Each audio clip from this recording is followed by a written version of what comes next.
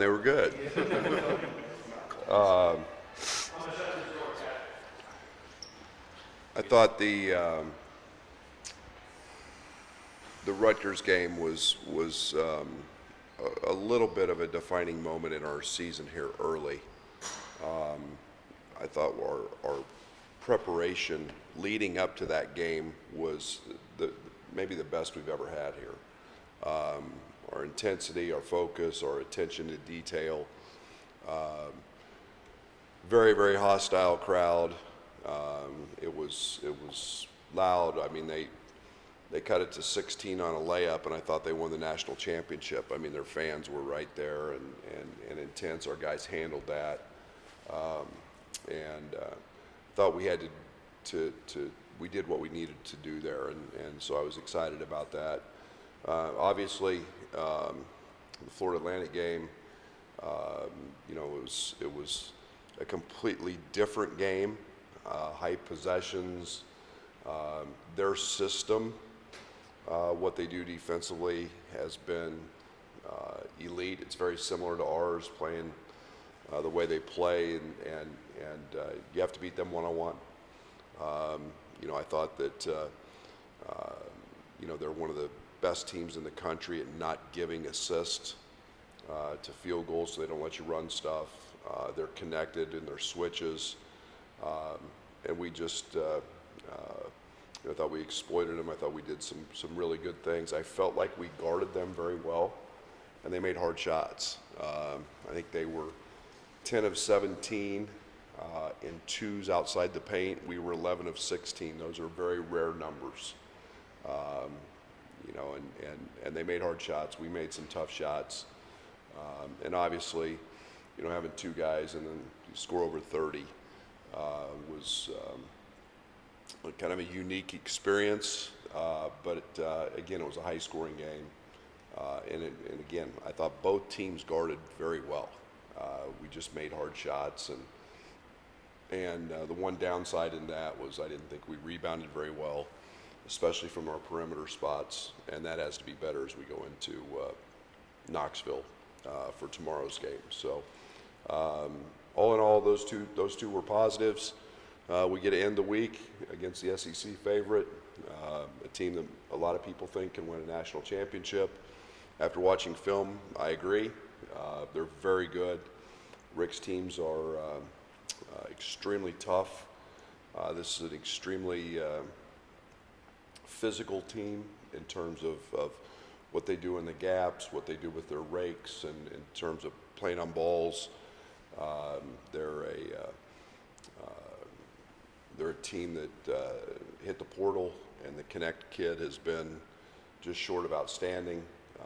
Gainey has been great, giving them some offensive punch, along with Vescovi, James, Ziegler, all guys that we've heard about. So we've got to play, discipline. We've got to play strong. We've got to play tough. We've got to play physical. We've got to do a much better job on the glass than we did in the last one. And then we've got to hold our composure in a very big facility, big arena, sellout crowd. We've got to make sure we take the crowd out of it. Brad, how has Terrence elevated his game so far this year, and how do you see him kind of carrying that forward? Yeah, he's done what a mature, older player should do. He's stepped up to the challenge. We've really challenged him with guarding the other team's best player. That's something he relishes. He looks forward to that. He's worked so hard in the off season at different facets of his game. It's great to see those things paying off. You look at his three-point shooting numbers. He's been elite. His mid-range is much better. So it's something that it's nice to see him rewarded for all the hard work he's put in. But I just think he's more comfortable, and with that comes confidence, and we're the beneficiary of that. Marcus said that Terrence had been on him to be more aggressive. What does that say about how Terrence is leading the team? Yeah, again, comfort. Knowing we need him. I've never worried too much about Marcus. I think it's sometimes better to have to find your own way than to try to force him into things. He works so hard. You know, he's constantly in the gym, and you just can't force those things with him. He was going to find his spots, and you know, we're not doing a ton drastically different. He's just kind of found it, and it's happened organically, and that's something that's been nice to see. And you know, Terrence knows we need his punch. He sees it every day in practice, and an aggressive Marcus is a good thing for us. You said that Rutgers game was kind of a defining moment. Can you elaborate on that? Like, what's that maybe couple days stretch or the preparation of the game tell you or define about this team? Well, first of all, it was our first road game, which was a little scary, having it be a game one in the RAC, and two, you know, a conference game. So you don't know how your team's going to react, and there's always a little apprehension as a coach, you know, as to, okay, what is this team? You hope because we're older that we're going to handle that moment, but again, we were focused, we were committed. Our practices were very matter of fact, and that paid off, and that environment didn't bother them. That anything the opponent threw at us didn't bother us. You know, we had a tough start. It was kind of an ugly start for both teams, but you know, once we settled in, we were terrific. So I was very upbeat about that. What kind of confidence does that give you going into Tennessee, which is going to be probably a pretty more than had we lost. You know, I think it's you know, it's the next challenge. It's a different team. I don't try to take a ton from one game to the next. Every game's got its own identity. But I do think that knowing that we've won on the road, it's something that our program's been built on, is trying to win on the road. And this is the next great challenge.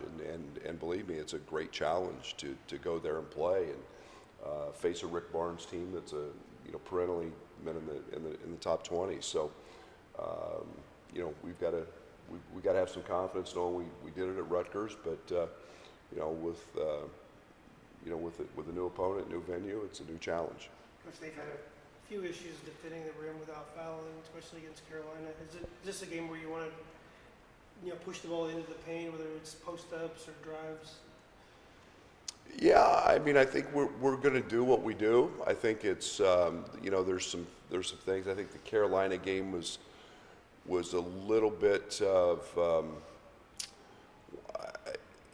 unique for them. I don't make a big play on that because they were coming back from Maui. It's a road game coming back from that trip, and that's usually a death sentence, no matter what you do.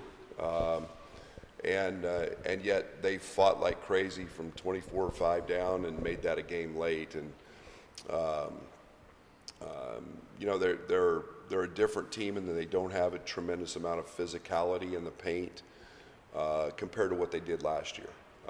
But they're still very physical. They make it very tough to get the ball in the paint, and we'll have to take our opportunities when they're there.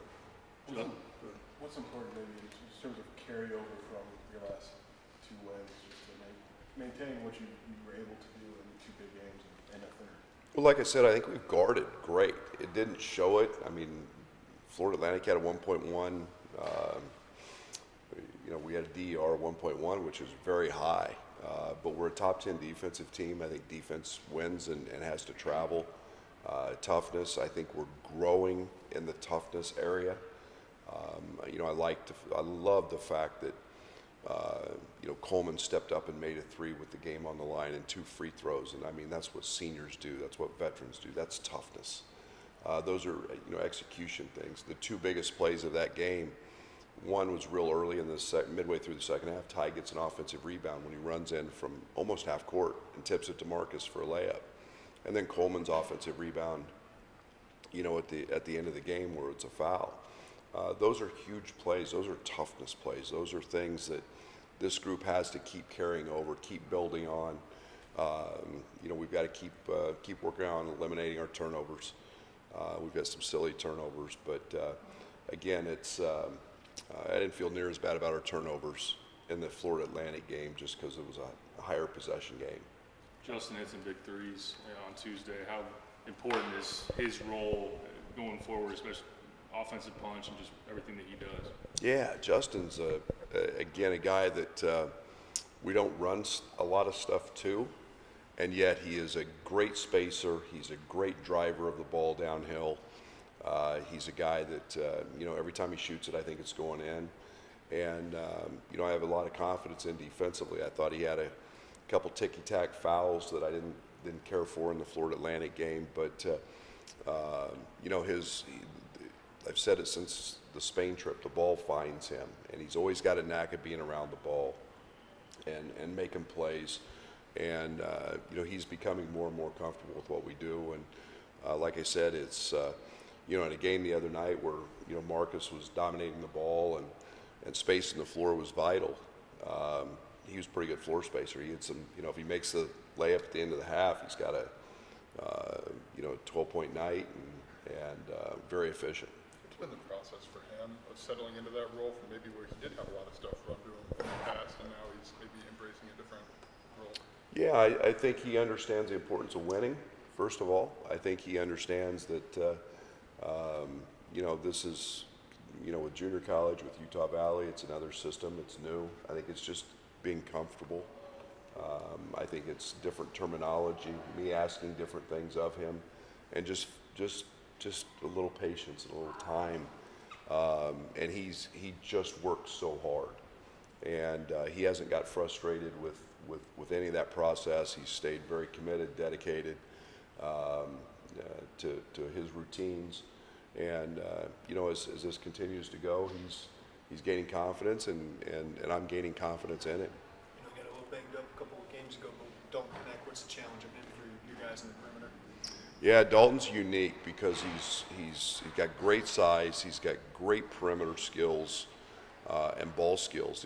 He's an elite three-point shooter, and yet he's vertically as gifted an athlete as there is. I mean, he plays way above the rim. He's electric in transition. They're posting him. They're bringing him off screens. You can't rest with him. He's got the ultimate green light, and I thought they were down in the North Carolina game big, and they just went to him, and he literally just threw him on his back, and he was good in the George Mason game, their last game, and I expect him to be at 100% for tomorrow. But you've got to make him play both ends of the court. You can't just let him play offense, and we've got to do our job with him, and it's a challenge, and he's a pro for a reason. What's Nico's status, and how's he progressing?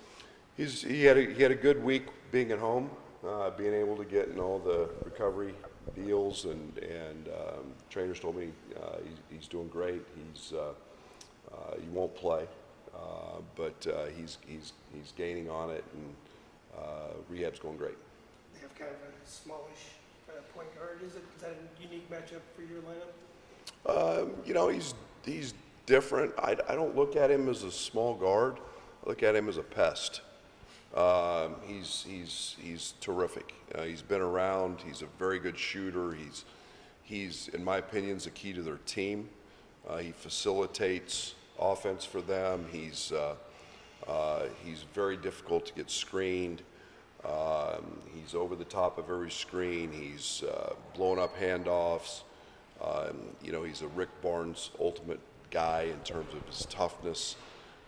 It doesn't matter, really what size he is. He's a guy that plays extremely hard, and he's embodied Rick's toughness. And I've seen teams try to post him, and he holds up just fine in the post. So he's a very tough kid, and he's a really good player. You've been able to schedule these Harmon homes with Arizona and now Tennessee. I mean, are those easy games to get, or do you have to work at it to get these high-level games? It takes a willing partner. There's no doubt. They're not easy to find. We live in a world today where there's so many neutral site events, and I don't want to use the word old school, but I love on-campus games, and I think they're the benefit for our fans, for the students, and it just creates a different buzz, a different excitement. And I'm not anti-neutral site. I just like the fact that, you know, we're going to Knoxville, Tennessee, and we're going to play in their building, and next year they're going to come to our building. And it's a great opponent. It's a great game. It's high level. And I do think they prepare you for conference games. We went to a sold-out venue in Tucson. We got one tomorrow. National television. These games prepare you, in my opinion, the adversity, the animosity, the pride that they have, and you know, it's different playing in the Garden. The arena was, you know, neutral, you know, so to speak, and now it's going to be everybody against us, and I thrive on those things, and I think that helps prepare you, and I think it helps your team, but most of all, I think it's great for college basketball and the fans. Who gets to wear orange? I think that's a good question. I don't know what we're wearing tomorrow. One of us will be in orange, a little different shades, but there'll be a lot of orange present in the building.